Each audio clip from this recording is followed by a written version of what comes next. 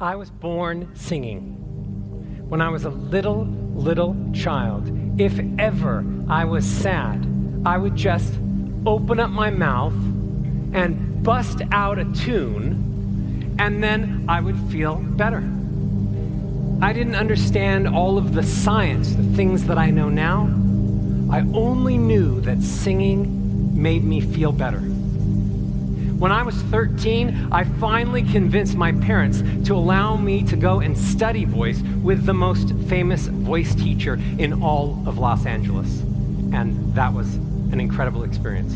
And when I was 16, he suddenly decided to leave to go to Banff and teach a master class. And he said, "Roger, do you want to come over after school and teach a few lessons?" And I said, "Sure." So I show up after school, and my first student is Brian Wilson of the Beach Boys. And then supergroups like the Jacksons and Earth, Wind and Fire and Chicago. And as you can imagine, that was very challenging.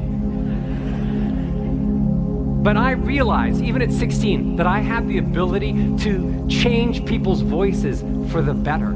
And I loved it. And I still love it. When you help someone find their real, authentic voice, they are overcome with unimaginable joy. And so the fact that I get to be a part of that transformation on a day-to-day basis makes me grateful every day, all day.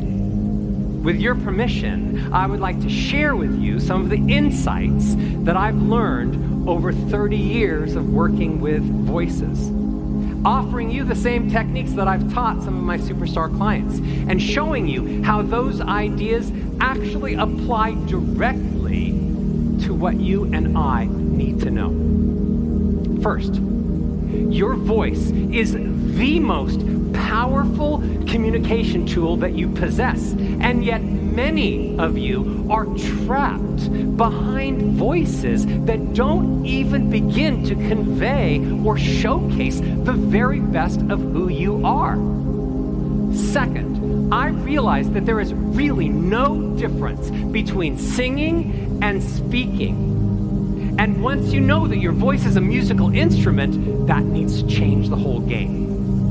And third, I say that all speaking is public speaking, so you're responsible for the sounds that come out of your mouth, whether you're talking to one person at the market or whether you're talking to 1,400 amazing people here at TEDx Bend. Really. Let me separate fact from fiction and help you find a voice that connects you to people and moves them emotionally when you speak. Here's some things that you might not know. For example, your voice was not designed for you. I believe, truly, I believe that it is something we're supposed to learn, and then it's a gift that we give away. So follow me on this. If I want to talk to myself, I do not have to open my mouth. I don't have to let sound come out. I'm going to tell myself a joke right now. That was a funny joke. But when you do open your mouth, sound travels away from you in the form of invisible sound waves. And when those sound waves hit the bodies of the people that are listening to me, their brains interpret those sound waves into thoughts and emotions and memories. It might surprise you to understand then that your voice going out that way is to make them hear you, to make them feel something. Your voice is a gift for them. Do you know why people have come to me for 30 years? The number one reason? It's because they're losing their voices. They want to sing or speak all day and night, and they're getting hoarse. So if that's any one of your problems here, let me fix that right now. Here's why it's happening. You're breathing in through your mouth. We are born supposed to breathe in through the nose. There are filters in the nose called turbinates. And when you breathe in through the nose, the air becomes moist, so it doesn't dry out your throat and your vocal cords. Try this with me. When I say go, I want you to open your mouth, and I want you to take a nice slow breath in. Go. Do you feel how drying that is? Made some people want to cough. Now, close your mouth and take a breath in through your nose. No dryness. Just go back to the way that you were born. Breathe in through your nose, and you'll never get hoarse again. Now, it may also surprise you to understand that people are consumed with thinking that if they get a ton of air into their body, that that'll somehow make them great speakers. That if you fill your lungs filled with air, then surely what comes out is going to be amazing. But that's not the case. You can get all the air you want into your lungs, and that doesn't make you a great communicator. What's more important is to learn how to send air out of your mouth. Why? Because all of your beautiful sound is riding out on that air, trying to get to the people as your gift. So let me show you how to do that. It's called diaphragmatic breathing. And though you may say, Roger, I've heard of diaphragmatic breathing, let me show you specifically how to use diaphragmatic breathing to finally get control over volume and projection. So, everybody, if they would just sit up straight in their chairs with their chest up and their shoulders back and down. Posture matters, by the way, because we live in a world where people are just slumping over all the time. And when you round over your shoulders like that, you are blocking air into the lungs because your rib cage is in the way. So chest up, shoulders back and down. I want you to learn to breathe in through your nose like I just showed you, but then to pretend that you have a balloon in your abdomen. I promise you won't look fat. A balloon in your abdomen. You breathe in through your nose, you fill up that balloon, and then when you exhale, you let your abdomen come back in. Try this with me, and I'm going to give you some words to say. I want you to say, Roger only wants me to speak while my abdomen is coming back in. Do it. Breathe in through your nose. Pretend you have a balloon. Roger only wants me to speak while my stomach is coming back in. If you did that, you'd be sending the perfect amount of air out of your lungs to the vocal cords and then out of your body, and it really would be a gift. But most of you are holding your stomachs tight, and then you're basically holding your breath. So you'll never find the right volume. You'll never find the right projection. You'll never get the right tone. Okay, next. A myth. The words matter. People are thinking that if they had the right words to say, then that person would marry me, or that person would give me a job. But the words hardly matter at all. Decades ago, Stanford researchers already proved this. They said that the words you use only count for about 7% of whether or not anyone believes a single thing that you say. But that over 90% of whether anyone connects with you, whether they like you enough to listen to you, has to do with the sounds that come out of your mouth, aside from the words, the pitch, pace, tone, melody, and volume, and what you're doing with your body while you're making those sounds. So you can have all the perfect words right sitting there on the tip of your tongue, but nobody's going to remember what you said. But they may remember how you made them feel. The theme of this TEDx Bend conference is Dream Forward. So let me make a little illustration. Imagine if Mike Tyson, with his high-pitched, feminine voice, had delivered Martin Luther King's "I Have a Dream" speech. I have a dream. I really bet that a lot less people would have marched on Washington. So, let's be serious. Is it possible that your voice is getting in the way of your dreams? Is it even possible that your voice might be ruining your life?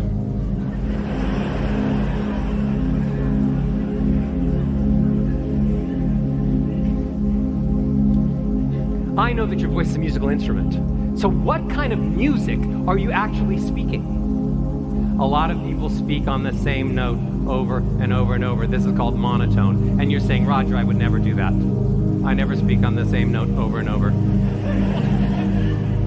Except when you record yourself and you listen back, that's exactly what you do.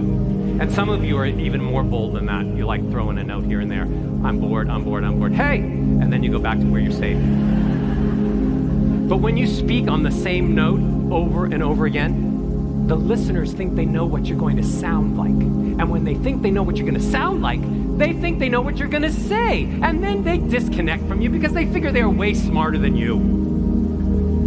So you have to mix it up. You have to have melody. Do you know that most people hate, and I use that word seriously, hate the sound of their own voices when they hear it back recorded?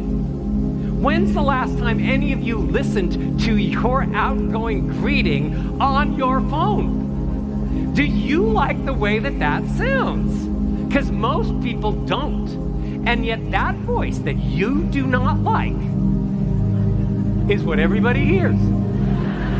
Not only on the phone, when you just meet someone, that's the voice. If you don't like it, what in the world makes you think that they like it any more than you do? So let me fix your voicemail message right now and give you a hint about melody in general. We are apologizing for our names. We record this. Hi, this is Roger Love. And we go down on love. Hi, this is Roger Love. So we go down two ways. We go down in volume, and then we go down in melody.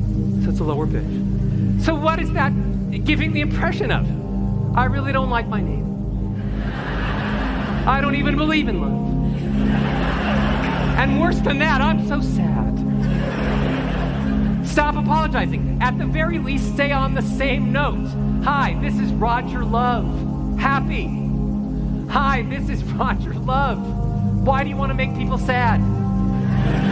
Change your voicemail greeting tonight and watch how many more people leave you positive messages. And let those messages turn into relationships and business deals. It will happen. Monotone, we talked about that. But I want to help you figure out what melodies you should be using. It's really, really simple. There's only 3 directions you should go with melody. I can be walking up the stairs. Here I am walking up the stairs from a low note to a higher note. Now I'm going to walk down the stairs. And now I'm going to stay on the landing. Now most of you are really good at staying on the landing, so you only have to work on, I'm going to walk up the stairs, or I'm going to walk down the stairs. When you go from a low note to a high note, that's called an ascending scale, and it makes people happy.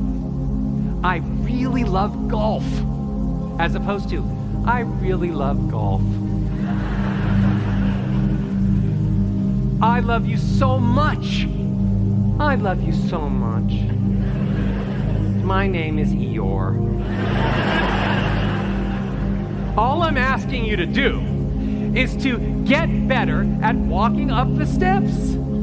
Spend more time walking up the steps because it makes people happy. Spend less time walking down the steps because it makes people sad. And spend a whole lot less time standing on the landing because you're boring the heck out of everybody you're talking to. Now that you know that your voice is a musical instrument, and it is the most powerful communication tool that you possess, you need to think about it and use it differently. Together, we should be breaking down borders and resolving conflicts and connecting to people all over the planet who don't even speak the same languages that we do. I really am trying to make the world a better place, one voice at a time. Will you join me and work to change your voice? And then let that change your life. And then let that change potentially change the world. Thank you so much for listening.